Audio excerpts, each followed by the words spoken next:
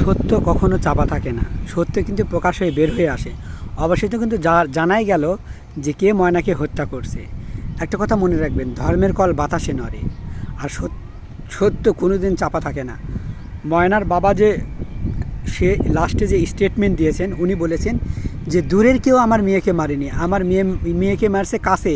এর মানে বোঝেন কাছের কে? কাছের হলো ময়নার মা, ময়নার চাচা। ময়নার মা এবং ময়নার চাচা যখন আর কি ময়নার বাবা বিদেশে থাকতেন, এরা পরকীয়া করে। অনেকেই বলতেছে এরা পরকীয়ার সাথে জড়িত। এবং ময়নার বাবা যে এখন যে স্টেটমেন্ট দিচ্ছেন যে না, আমার মেয়েকে দূরের কেউ মারেনি, আমার মেয়েকে মারছে কাছের কেউ, তার মানে ওনার ওয়াইফ ময়নার মা এবং ময়নার চাচা। আমার বুঝে আসলো না, আদালত ময়নার মাকে ময়নার চাচাকে রিমান্ডে না নিয়ে বা বখাটে ছেলেদের রিমান্ডে না নিয়ে কেন এই হুজুরদের রিমান্ডে নিল বলেন তো আপনারা? সারা বিশ্ব এখন এই হুজুরদের থুতু দিচ্ছে, হুজুরদের নামে মানে গুজব ছড়ে গেছে। হুজুর মানেই ধর্ষিতা ও মানে ধর্ষক, হুজুর মানেই খারাপ কাজ, হুজুর মানে এই সেই কত কি। তাহলে এদের কি মান ইজ্জত ফিরে আসবে? আপনারা আদালত কি বিচার করেন রে ভাই?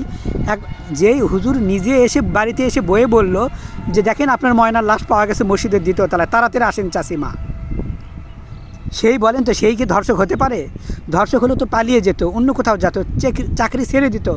অথচ এই আদালত তাকে এমনভাবে ফাঁসালো, এমনভাবে দিল, একবার 5 দিনের রিমান্ড দিয়ে দিল।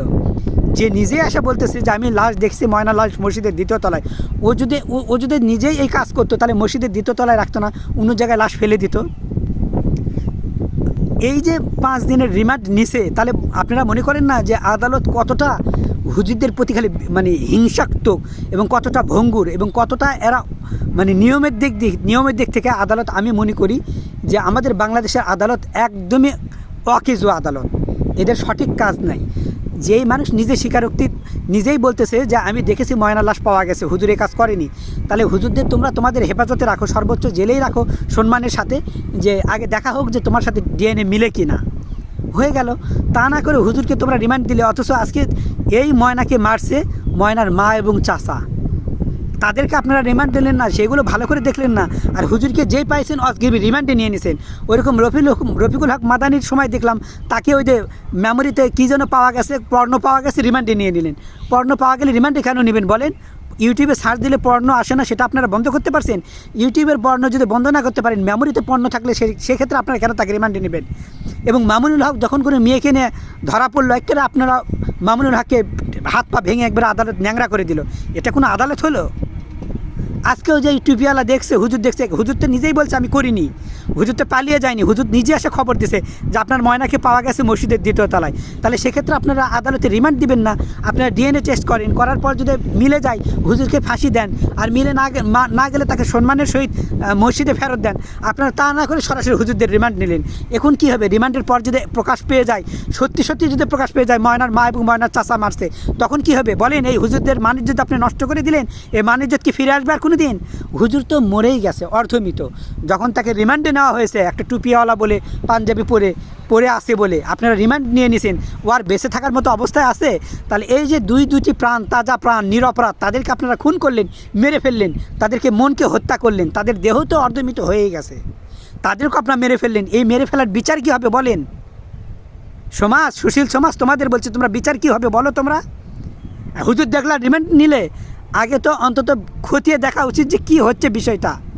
হ্যাঁ, যেহেতু ডিএনএ টেস্ট করলে যদি মিলে যায় আপনারা তাকে ফাঁসি দিয়ে দেন, যদি মিলে না যায় তাহলে ফাঁসি দিয়েন না। কারণ প্রথম কথা হলো ময়নাকে সে ময়নার মা একা বাজারে কেন দিয়ে পাঠায়? এর পিছনে এই রহস্য। যখনই ময়নার মা বলছে যে আমার মেয়েকে আমি বাজারে দিয়ে একা ছোট্ট মেয়ে, তাকে কেন বাজারে নিয়ে যে ময়নাকে বাজার করতে দিবে, তাকে কেন একা ছাড়বে? তার মানে তার চাচা আর তার মা পরকীয়া করতো, যাতে করে এই সুযোগে তার মেয়েকে বাহিরে পাঠাতো তারা। এবং মেয়ে হয়তো এমন কিছু জানতে পারছে যেটা হয়তো জানলে, সমাজ জানলে অসুবিধা, এই কারণে তারা পথের কাঁটা মেয়েকেই তুলে দিছে দুনিয়া থেকে। আজকাল মাকে মা বলা যায় না, বুঝতে পারছেন? মা কত সন্তানকে রেখে পালিয়ে চলে যায়। মা শব্দ আজকে, মা জাতি আজকে পুরা কলঙ্ক, আজকে দাগি, আজকে আসামি। আপনারা ভিডিওটা বেশি শেয়ার করে সকলকে সত্য জানার সুযোগ করে দেন, আর কমেন্টে জানান আপনারা কাকে অপরাধী মনে করেন। আমি মনে করি যে ময়নার মা এবং ময়নার চাচা নিজে দায়ী, কারণ এরা ময়নাকে পাঠাতো কী জন্য? যাতে এদের দুইজনের রিলেশন টিকে, মানে দুজনের পরকীয়া ভালো থাকে। আমি একটা কথা বলছি, যে মহিলা পরকীয়া করো, একটা কথা বলছি, তোমরা স্বামীকে তালাক দাও, দিয়ে তুমি যার সাথে পরকীয়া করো তার সাথেই চলে যাও, কিন্তু কারো প্রাণ নিয়ে সিনেমিনি খেলো না। তোমার পরকীয়ার বলি আজকে মেয়ে পাবে, একটা এই প্রাণ আর জীবনে ফিরে আসবে বলেন? একটা মেয়ে তো কত স্বপ্ন দেখে, কত কত ছেলে কত স্বপ্ন দেখে, সেই স্বপ্ন একবারে নষ্ট করে দিলেন। পৃথিবীতে একটা মানুষ প্রাণ দেওয়া জানতো, এই যে পৃথিবীতে এত জিনিস আছে, আপনি প্রাণ দেন তো পারবেন? আপনি প্রাণ দিতে, মরা গাছে প্রাণ দেন তো পারবেন? প্রাণ নেওয়া সহজ, কিন্তু প্রাণ দেওয়া যায় না। এই জন্য বলছি, প্লিজ আপনারা কেউ মেরে ফেলবেন না কাউকে মারার দরকার নাই। আপনার স্বামীর সাথে বনিবনা হচ্ছে না, আপনার স্বামীকে ভালো লাগে না, ভাই আপনারা যার ওই নাঙ্গের ভালো লাগে নাঙ্গের সাথে চলে যান, স্বামীকে তালাক দেন। তালাক দেওয়ার তো একটা বিধান আছে, আপনারা ডিভোর্স দিয়ে দেন স্বামীকে, দিয়ে নাঙ্গের সাথে চলে যান। এর জন্য সন্তানকে মেরে ফেলবেন না। উনিকে আছে স্বামীকে মেরে ফেলে, উনিকে আছে অনেক রকম অশান্তি তৈরি করে, ওই নাঙ্গের সাথে থাকার জন্য রাত দিন গন্ডগোল করে। আমি বলছি গন্ডগোল করার তো কোনো দরকার নাই। তোমার বনিবনা হচ্ছে না, তোমার স্বামীর সাথে যদি বনিবনা না হয়, স্বামীর সাথে তোমার যদি না মেলামেশা যদি তোমার সন্তোষজনক না হয়, একটাই কথা বলবো, তুমি ডিভোর্স দিয়ে দাও, তালাক দিয়ে দাও। তোমার তো ওই স্বামীর কাছে থাকতেই হবে। কি কোথাও লেখা আছে? কোনো জায়গায় লেখা আছে? তোমার বনিবনা হচ্ছে না, তালাকের বিধান আছে। যদি একজন ছেলে মেয়ে বনিবনা না হয়, তালাক দিবে, আলাদা হয়ে যাবে, হয়ে গেল। তুমি ওই নাঙ্গের সাথেই তোমার থাকা লাগবে, নাঙ্গের সাথে যে বিয়ে বসো, তাহলে তো তোমাকেও ধরবে না। এই যে ভুলটা করেছে তামিমা আর নাসির ক্রিকেটার, যে নাসির আর তামিমা ওই একই কাজ করেছে।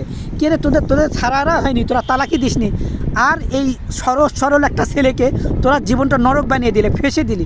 আমার কথা, তামিমা, নাসির আর তামিমার যে ঘটনা, তামিমা এই তোমার যদি ভালো না লাগতো এই তোমার হাজবেন্ডকে, ও এত সুন্দর একটা ছেলে, বিশ্বাস করেন না, মানে এই তোবা না কি যেন, ওই মেয়ের নাম মনে নাই, মানে তামিমার যে হাজবেন্ড রাকিব এত সুন্দর একটা ছেলে, স্মার্ট একটা ছেলে, এত ভদ্র ছেলে, একটা ইন্টেলিজেন্ট ছেলে, একটা ভরসাযোগ্য ছেলে, যাকে ভরসা করা যায়, যাকে চোখ বন্ধ করে ভালোবাসা দেয়, এমন একটা ছেলে।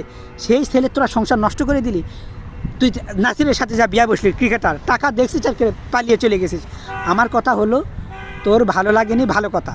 তোকে যদি ভালো না লাগতো, রাকিবকে তোর ভালো লাগেনি, তুই একটা তালাক দে, ডিভোর্স দিয়ে দে। না, আমাদের মধ্যে বনিবনা হচ্ছে না, আমার এখন নাঙ্গের দরকার, তাহলে তুই এই যে আছে রাকিবকে তালাক দে। সমাজে একটা তো তালাক দেওয়া যায়, ডিভোর্স দে। ডিভোর্স দেওয়ার পর কী কর, যে ডিভোর্স দেওয়ার পর সাথে যা ওই নাসিরের সাথে যা বিয়ে বস, তাহলে তো সমাজ তোমাকে দোষ দিত না যে হ্যাঁ দুইজনের মধ্যে বনিবনা হচ্ছে না, দোষ থাকতেই পারে, সেই জন্য একজন আরেকজনকে ছেড়ে গেছে। তাহলে কিন্তু সমাজ তোমার দিকে আঙুল তুলতো না। বুঝতে পারছো তামিমা, তুমি কি ভুল করছো? তুমি ডিভোর্স দিতা, তুমি নাসিরের সাথে বিয়া বসতা, কেউ তোমাকে দোষ দিত না। তুমি ডিভোর্স দাওনি, এর মধ্যে এত তোমার উঠে গেল যে একবার নাঙ্গের সাথে যা বিয়া বসলে। খারাপ লাগছে না শুনতে? একটা মেয়েকে তুমি কি, মেয়ের কথা আমি ধরছি না, যেহেতু রাকিবের জীবনটা একবার নষ্ট করে দিলে তুমি। আজকে রাকিবটা আদালতে যাওয়া লাগতো না? তুমি ডিভোর্স দিতে, রাকিব অন্য জায়গায় বিয়ে করতো, বিয়ে করে সুখের সংসার করতো। একটা সুন্দর ছেলে, একটা হ্যান্ডসাম ছেলেকে তুমি একবার জীবনটাকে তো নরক বানিয়ে দিলে, শেষ করে দিলে, তছনছ করে দিলে। এই পরকীয়ার বলি আর কত সন্তান হবে? এই পরকীয়ার বলি আর কত স্বামী পরকীয়ার বলি হবে আপনাদের, বলেন তো? আপনাদের যদি বনিবনা না হয়, আপনারা ডিভোর্স দেন, চলে যান, যাকে ভালো লাগে সেখানে যা থাকুন। কিন্তু কাউকে মেরে ফেলা, কারো প্রাণ নেওয়া, জানেন একটা প্রাণ কত দামি? মানুষ এই পৃথিবীতে বাঁচার জন্য রাত দিন লড়াই করে, বেঁচে থাকবে, সুখে থাকবে, আর আপনারা মানুষকে মেরে ফেলে দিলেন। মানুষ জন্মের পর থেকে মৃত্যু পর্যন্ত লড়াই করে শুধু বেঁচে থাকার জন্য, ভালো থাকবে, বেঁচে থাকবে, সুখে থাকবে। আপনারা প্রত্যেককে বলছি, দেখুন, স্বামী স্ত্রী বাধ্য নয় থাকার জন্য। যদি তোমাদের বনিবনা কোনো কারণে না হয়, ভালো না লাগে, তোমরা পৃথক হয়ে যাও, ডিভোর্স দাও, অন্য জায়গায় বিয়ে বসো। কিন্তু কোনো সন্তানকে পৃথিবী থেকে বিদায় করে দিও না, কোনো স্বামীকে কলুষিত করো না। এটা কলুষিত করা। রাকিবার জীবনে, স্বাভাবিক জীবনে ফিরতে রাকিবের অনেক সময় লাগবে। রাকিব পারবে স্বাভাবিক জীবনে ফিরতে? বলেন, আপনাদের মতো মেয়েদের জন্য পুরুষরা নষ্ট হয়ে যায়, শেষ হয়ে যায়। যখন কোনো পুরুষ আপনাদের প্রতি যদি একটু ভালোবাসা কম দেখায়, তখনই বলবেন পুরুষ জাতি কলঙ্ক, পুরুষরা এমনই হয়, পুরুষরা ভালোবাসে না। এই যে পুরুষদের মন বিষিয়ে দিচ্ছেন কারা? আপনাদের মতো মেয়েরা, এই জঘন্য মেয়েরা। এই যে মা শব্দ আজ কলঙ্কিত। মা জাতি বলতে আর কোনো জাতি থাকলো না। মার পবিত্র, মা যে একটা পবিত্র শব্দ, এটা অপবিত্র হয়ে গেছে। বুঝতে পারছেন? আপনাদের কারণে। আপনারা কেন এই যে একটা ফুটফুটে মেয়ে মারার কোনো দরকার ছিল মেরে ফেলার? আপনার বিদেশ থাকা অবস্থায়, হাজব্যান্ড বিদেশ আসে, আপনি ডিভোর্স লেটার পাঠিয়ে দিতেন, ডিভোর্স করে দিতেন, ডিভোর্স দিয়ে আপনার যার সাথে আপনার পরকীয়া চলছে তার সাথে বিয়ে বসতেন। কিন্তু আপনার মেয়েকে মেরে ফেলা লাগলো কেন? এই পরকীয়ার বলি আর কত ছেলে মেয়ে হবে বলেন? পরকীয়ার বলে কত আর হাজব্যান্ড এই পরকীয়ার বলি হবে বলেন? রাকিবের জীবনটা তো তামিমা শেষ করে দিছে। আবার এক জায়গায় দেখলাম স্বামী স্ত্রী ছাড়াছাড়ি হওয়ার পর 3 মাস 13 দিন ইদ্যত পালনই করেনি, ওই নাঙ্গের সাথে তখনই বিয়ে বসছে 2 ঘন্টার পরে ছাড়া দেওয়ার পর।